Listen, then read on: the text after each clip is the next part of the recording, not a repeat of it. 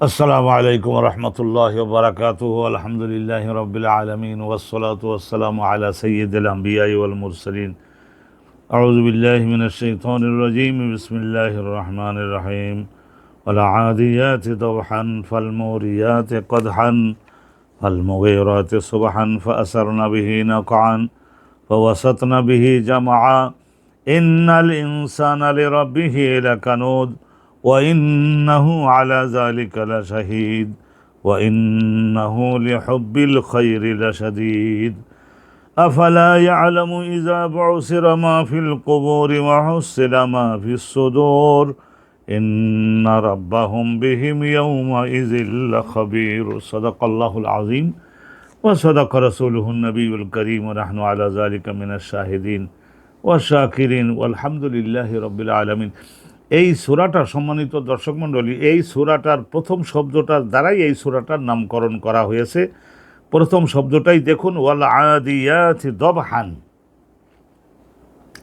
এই জন্য সূরাটার নাম হয়েছে সূরায়ে আল আদিয়াত। আর আদিয়াত শব্দটা এর মধ্যে মূল অক্ষর হলো আইন, দাল এবং ওয়াও। আদউন শব্দের অর্থ হলো অশ্ব।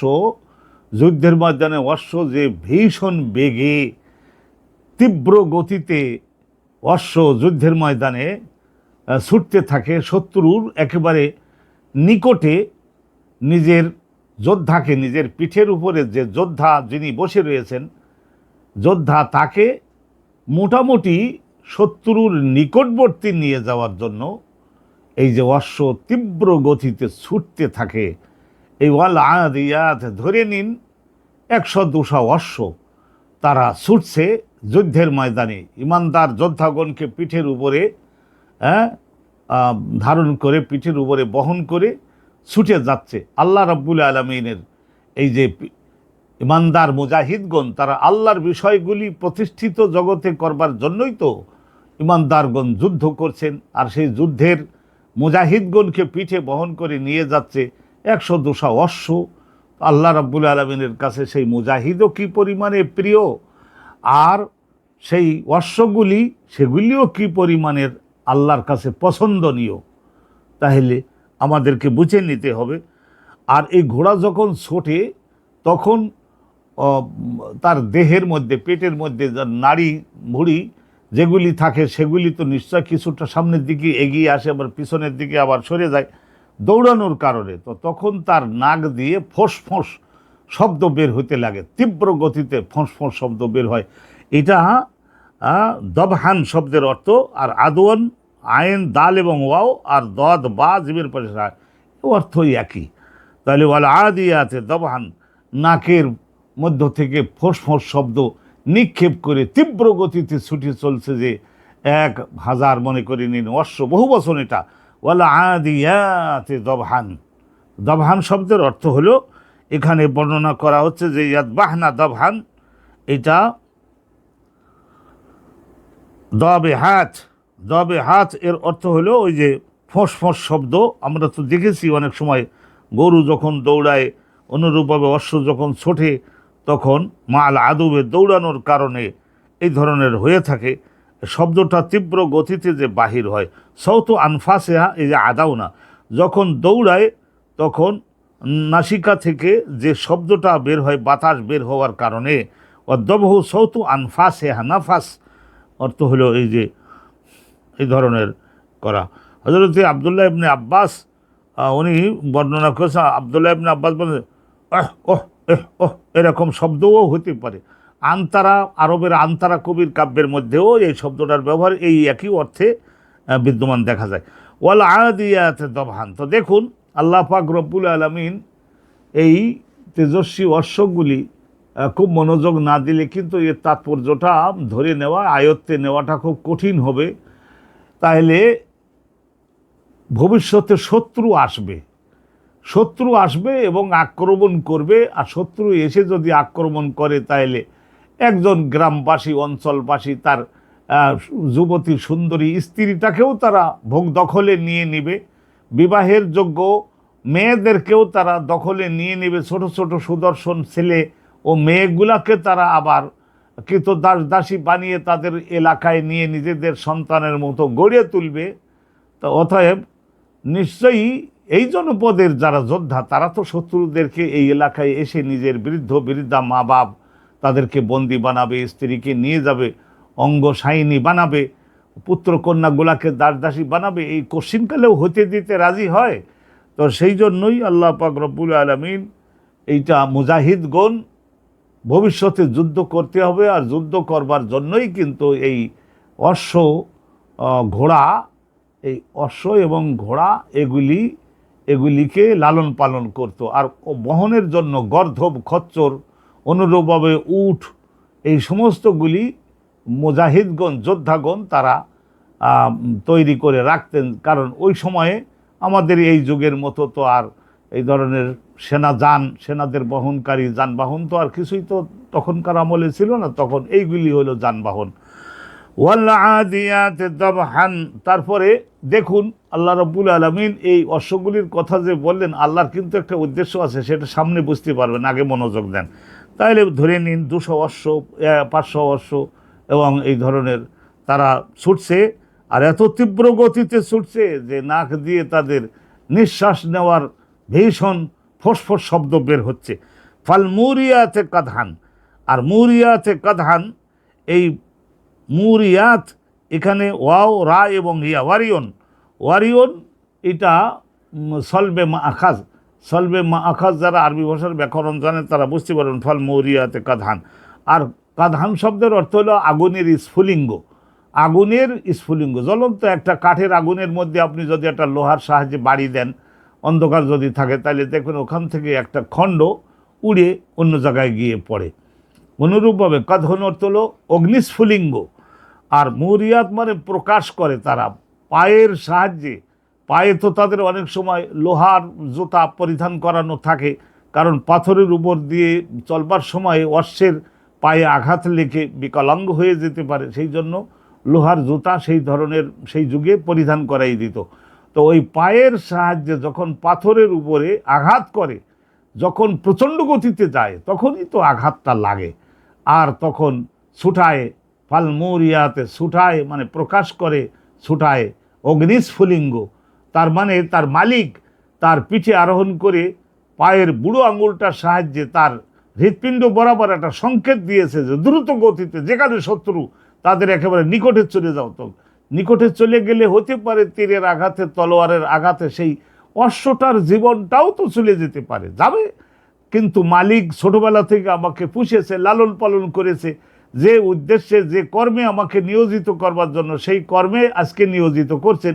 অতএব আমাকে তো আলস্য করলে চলবে না। তা দেখুন আল্লাহ রাব্বুল আলামিন বর্ণনা করছেন যে তোমরা শত্রুদের প্রতিহত করবার জন্য অশ্বকে তোমরা তৈরি করো। আর সেই অশ্বগুলা কী করে? নাকের ফোঁস শব্দ নিক্ষেপ করে প্রচণ্ড গতিতে দৌড়ে চলে, তোমাদের মুখেও কিছু বলা লাগে না, শুধু পায়ের বুড়ো আঙ্গুলটার দ্বারা সিগন্যাল দিলেই এই অশ্বগুলি দৌড়ে চলে। আর এমন দৌড়ে চলে পাথরের উপর দিয়ে যখন আঘাত লাগে তখন আগুনের স্ফুলিঙ্গ ছুটায়। মনোযোগ দিবেন। তারপরে ফাল মুগীরাতে সুবহা, তারপরে মুগীরাতে এই অশ্বগুলা গিয়ে আক্রমণ করে দেয়। 11 মানে আক্রমণ করে তারা। সুবহান সকালবেলায়, এই সকালবেলায় প্রত্যুষ বেলায় এই অশ্বের ঝাঁক এরা গিয়ে আক্রমণ করে দিল। তার মানে শত্রুদের অতি নিকটবর্তী নিয়ে গেল, যাতে তার পিঠের উপরে বসে থাকা যোদ্ধা যাতে খুবই সুবিধাজনকভাবে তাদেরকে তলোয়ারের আঘাতেও শেষ করতে পারে, তীরের আঘাতে শেষ করতে পারে, মোটামুটি কাছে যদি পায় তাহলে বর্ষা নিক্ষেপ করতে পারে। সেই যুগের এই ধরনের করতে হতো। তাহলে নিজের জীবনের মায়ার দিকে তো সে অশ্বটা তাকায় নাই একেবারে এই সকাল বেলায়। তখন তার বিশ্রামের সময়, কিন্তু বিশ্রাম তো সে করেনি। মালিক যখন বলেছে যুদ্ধে যেতে হবে, সারা জীবন তোকে গড়ে তুলেছি যে উদ্দেশ্য করে, সেই উদ্দেশ্য আজকের পূরণ হবে, চলো। আর ঘোড়াটা তো ছুটলো।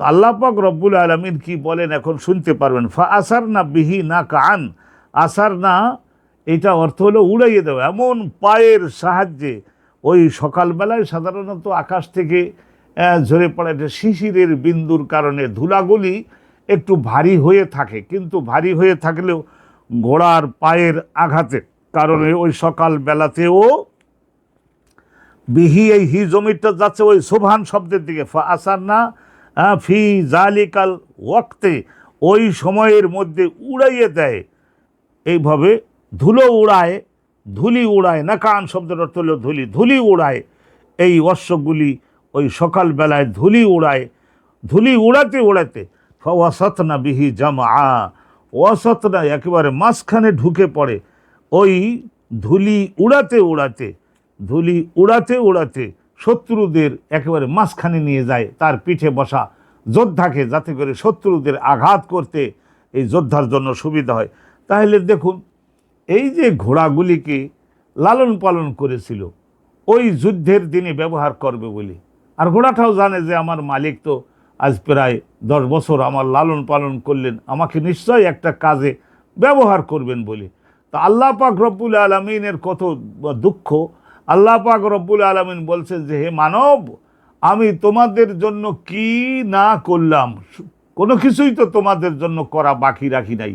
তোমাদের মাথার উপরে এই আকাশকে দিলাম ছাদের মতো, জমিনের এই ঘাস লতা পাতায় ভরাট করে দিয়ে জমিনকে বানালাম গদিদার বিছানার মতো, সাগর নদীগুলিকে তোমাদের জন্য 7 কলসি পানি এবং নদীগুলিকে পানিতে পরিপূর্ণ এই জগমগের মতো তোমাদের জন্য বানিয়ে দেয়, লক্ষ রকমের ফল, লক্ষ রকমের পশু প্রাণী যেগুলি জবাহ করে তোমরা একটু তৃপ্তি সহ, লক্ষ রকমের মশলা আদি, আর লক্ষ রকমের তোমাদের জন্য আগুন, পানি, মাটি, বাতাস, কত কিছু তোমাদের জন্য বানিয়েছি। তোমাদের সৃষ্টির পশ্চাতে আমারও তো এই অশ্বকে লালন পালন করেছিলে, তোমার একটা উদ্দেশ্য ছিল, সেই উদ্দেশ্য তো সে জীবন দিয়ে বাস্তবায়ন করে গেল।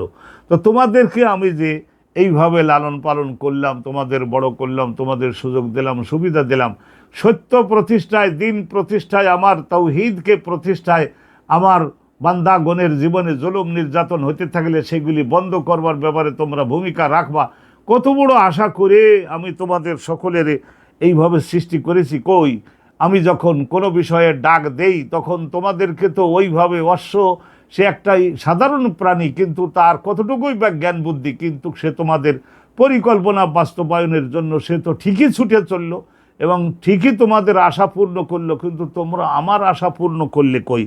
আল্লাহ পাক রব্বুল আলামিন দুঃখ করে বলছেন, ইন্নাল ইনসানা লিরাব্বিহি লাকানুদ, এই পশু তার মালিকের উদ্দেশ্য পূর্ণ করলো, কিন্তু হায়ের দুঃখ, ইন্নাল ইনসান, নিশ্চয়ই এই মানব, লে রব্বিহি, তার সৃষ্টি। রব শব্দটার 3টে অর্থ অনেক সময় আমি বলি, একটা হলো ক্রিয়েটার আর সাস্টেইনার আর ওনার, সৃষ্টিকর্তা, সৃষ্টি করলে তো শুধু হলো না, তারপরে পূর্ণতার দিকে নিয়ে যাওয়ার জন্য যে সমস্ত প্রয়োজনীয় জিনিস তার প্রয়োজন পড়ে সেইগুলি তার নাগালে পৌঁছে দিয়ে তার লালন পালন। তা এই 2 কাজ, সৃষ্টি এবং প্রতিপালন, এই 2 কাজ যে করে সেই ব্যক্তি হয়ে পড়ে ওর দেহ এবং ওর যা কিছু আছে সব কিছুর উপরে মালিকানা হয়ে যায় তার। তো রব শব্দটার এই 3টে অর্থ শুনলেন, মনোযোগ স্মরণে রাখবেন। ইন্নাল ইনসানা লিরাব্বিহি লাকানুদ, নিশ্চয়ই মানুষ, নিশ্চয়ই এই মানুষ আল্লাহ পাক রব্বুল আলামিনের জন্য, তার সৃষ্টিকর্তা আল্লাহ পাক রব্বুল আলামিনের জন্য তো আল্লাহর অভিপ্রায়, আল্লাহর আশা ও আকাঙ্ক্ষা, আল্লাহর অভিপ্রায় এবং আল্লাহ রব্বুল আলামিনের আশা ও আকাঙ্ক্ষা এইটা পরিপূর্ণ করবার জন্য সে তো ওইভাবে মনোযোগী হলো না, ওইভাবে মনোযোগী তো হলো না। তো অতএব আমাদেরকে মনোযোগী হইতে হবে, যা হওয়ার তা তো হয়েই গিয়েছে। ইন্নাল ইনসানা লিরাব্বিহি লাকানুদ, কানুদ শব্দের শাব্দিক অর্থ হলো অলস, আর কানুদ শব্দের আর একটা অর্থ হলো বখিল। যখন আমি তাদেরকে বলি একটু তীব্র গরমের মধ্যে তোমরা রোজা রাখো, রোজা রাখতে চায় না। যখন বলি ঠান্ডা পানি দিয়ে অনেক দূরের মসজিদে গিয়ে নামাজ আদায় করো, তো সেটাও করতে চায় না। সালাত আদায় করো, যাকাত প্রদান করো, দিতে চায় না। অনুরূপভাবে আল্লাহ পাক রব্বুল আলামিন বর্ণনা করছেন যে এই মানুষ তারা হলো কানুদ। কানুদ শব্দের তাহলে একটা অর্থ বললাম যে এটা হলো কৃপণ, আল্লাহর দাবি পূরণ করতে আগ্রহী হয় না এবং অলস। কানুদ। আল্লাহ পাক রব্বুল আলামিন আমাদের হেদায়েত করুন এবং আমাদের সকলের রহমত দান করুন। তো কানুদ শব্দের অর্থ এইটাই। তো ইন্নাল ইনসানা লিরাব্বিহি লাকানুদ ওয়া ইন্নাহু আলা যালিকা লাশাহিদ, আর সে যে কানুদ, সে যে বখিল এবং সে যে কৃপণ, সে যে অবজ্ঞা এবং অবহেলা প্রদর্শনকারী তার সৃষ্টিকর্তার আহ্বানের বিরুদ্ধে, এই ব্যাপারে ওয়াইন্নাহু, এবং নিশ্চয় সে মানুষ, আলা জালিকা, এই সমস্ত তার ভুলগুলির ব্যাপারে, অপরাধগুলির ব্যাপারে সে নিজের বিরুদ্ধেই সাক্ষী। কারণ সে জানে নামাজের ব্যাপারে বহু গাফিলাতি, রোজার ব্যাপারে গাফিলাতি, হজের ব্যাপারে গাফিলাতি, যাই করতে করতে যায় না। অনুরূপভাবে জাকাতের ব্যাপারে গাফিলাতি, জিহাদের ব্যাপারে গাফিলাতি, ইলমের ব্যাপারে গাফিলাতি, এই সমস্ত গাফিলাতি যে তার দ্বারা সুসম্পন্ন হয়ে গিয়েছে। তো এই সব বিষয়ে সে নিজে সাক্ষী। ওয়া ইন্নাহু লিহুব্বিল খায়রি লাশাদীদ, এখানে খায়ের অর্থ সম্পদ। সম্পদ যখন তার নাগালের মধ্যে আসার একটা সুযোগ সৃষ্টি হয়, হব্বন মানে আকর্ষণ, এই সম্পদের আকর্ষণ এবং সঞ্চয় করা, একত্রিত করা, জমা করা, উপার্জন করে এনে গুদাম বানানো, সেই ব্যাপারে আল্লাহ বলছেন যে এই ব্যাপারে প্রত্যেকটা মানুষ সাদিদ, মারাত্মক ধরনের হয়ে থাকে। সম্পদ সংগ্রহের ব্যাপারে মারাত্মক হয়ে থাকে, কিন্তু আল্লাহ রাব্বুল আলামিনের উদ্দেশ্য বাস্তবায়নের ক্ষেত্রে সে হলো কানুদ, সে হলো অবজ্ঞা ও অবহেলা প্রদর্শনকারী, অবজ্ঞা এবং অবহেলা প্রদর্শনকারী, এবং সে অলস। আল্লাহ পাক রব্বুল আলামিনের এটা এই কেন্দা বলে একটা গোত্র আছে আরবের দেশে। এই কেন্দা গোত্রের লোকদের, তাদের যে ল্যাঙ্গুয়েজ, সে ভাষার মধ্যে তারা এই কানুদ শব্দটার অর্থ করে আল আসি, অবাধ্য। আল্লাহ রাব্বুল আলামিন যখন একটা বিষয়ে বাস্তবায়নের জন্য ডাক দেন, তখন সে মানুষ চলে তার উল্টাটা। যেমন সলাত আদায় করতে হলে উল্টাটা, গাফিল হয়ে থাকে। অনুরূপভাবে বুঝে নিতে হবে। অনুরূপভাবে বনু মালেক নামক আর একটা গোত্র আছে, তারা ওই কানুদ শব্দটাকে এরা বখিল অর্থে ব্যবহার করে। বখিল মানে কৃপণ, জাকাত দিতে বলে জাকাত দিবে না, লক্ষ লক্ষ কোটি কোটি টাকা আছে, কিন্তু একটু মহাবিপদে পড়ে একজন সাহায্য চাইতে আসছে, তো তাকে সাহায্য করবে না, বখিল। তাহলে এক হলো অবাধ্য, আর এক হলো বখিল। অনুরূপভাবে মোদার নামক, রবিয়া নামক আরও দুটো গোত্র আছে, তাদের ওই গোত্রের মধ্যে এই কানুদ শব্দটার অর্থ তারা করে কাফুরুন ওয়া কৃতজ্ঞ, সৃষ্টিকর্তা আল্লাহ পাক রব্বুল আলামিনের ব্যাপারে অবজ্ঞা এবং অবহেলা প্রদর্শনকারী, তাফরিদ করে। তাফরিদ শব্দের অর্থ হলো অবজ্ঞা এবং অবহেলা, আল্লাহর নিয়ামত এর শুকরিয়া আদায় করতে চায় না।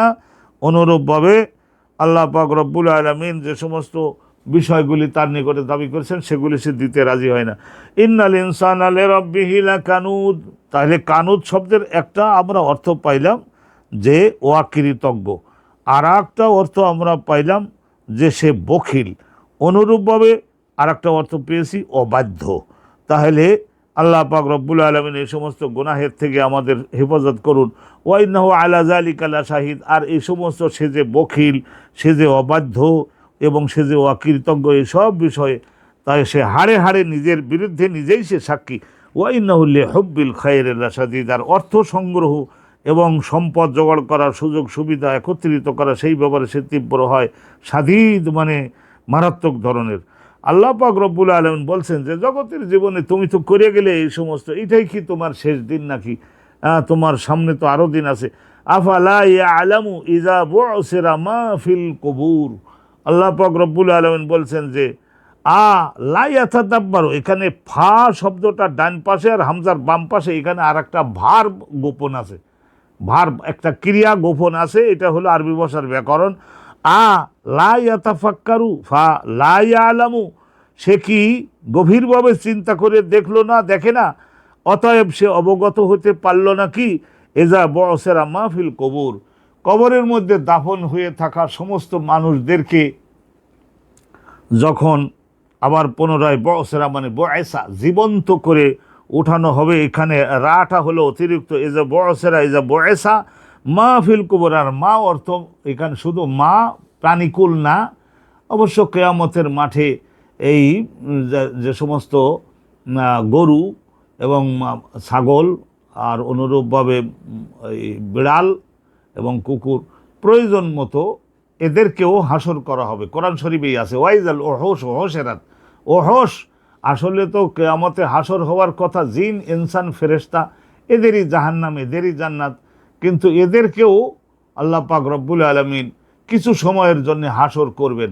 যে সিংবিহীন দুর্বল ছিল জগতে, তো তার বিরুদ্ধে অত্যাচার করেছে, সিং বিশিষ্ট একটি সবল পশু, তো তাকে ওঠা আল্লাহ রাব্বুল আলামিন বলবেন, কি দুঃখ তোমার মনে? তা দুঃখ এই যে সিংবিহীন আমাকে বানিয়েছিলেন, দুর্বল বানিয়েছিলেন, আমার বিরুদ্ধে অত্যাচার করেছিল, এই সিংধারী সবলে আমি বিরাট আঘাতপ্রাপ্ত হয়েছিলাম।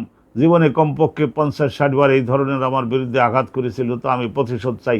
আল্লাহ বলবেন, আজকে তোমার ধারালো সিং দিলাম, ধারালো দন্ত দিলাম, ধারালো পায়ে খুর দিলাম, দেহে অনেক শক্তি দিলাম, তুমি প্রতিশোধ গ্রহণ করো। প্রতিশোধ গ্রহণ করা যখন হয়ে যাবে, তখন আল্লাহ রাব্বুল আলামিন বলবেন, এখন তো আর তোমার মনের মধ্যে কোনো দুঃখ থাকলো না, তোমার জন্য বেহেশত নাই, তোমার জন্য জাহান্নাম নাই, তো অতএব কোন তোরা বা তোমরা মাটিতে পরিণত হয়ে যাও। তখন ওরা সকলে মাটিতে পরিণত হয়ে যাবে। একটা বিড়ালের বিরুদ্ধে জুলুম করেছে একজন মহিলা, একটা কুকুরের বিরুদ্ধে জুলুম করেছে অন্য আরেকজন মানুষ। অতএব তাদের এই যে আঘাতটার কি বিচার, কি ন্যায় বিচার আল্লাহ করলেন, সেইটা তাদের চোখের সামনে দেখাবার জন্য কিছু মুহূর্তের জন্য আল্লাহ তাদেরকেও সৃষ্টি করবেন।